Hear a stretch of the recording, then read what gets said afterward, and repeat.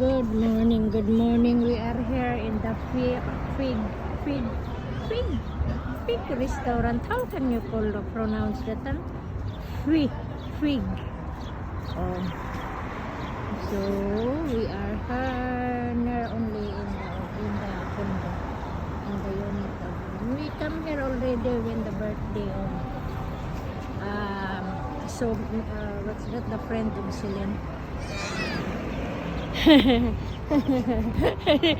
is coming because to off the cellphone. Look what she is doing. Yan na, nag-go na. Later na lang mag-off.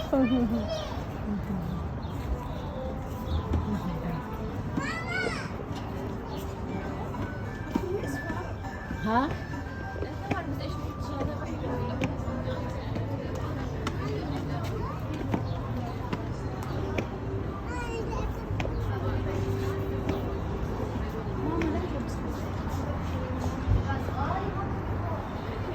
Very nice, huh? It's very nice.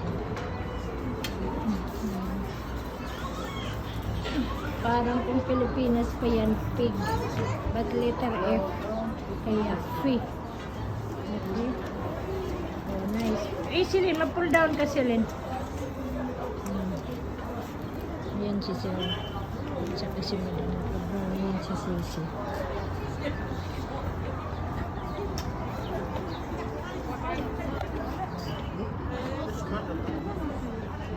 Bye-bye!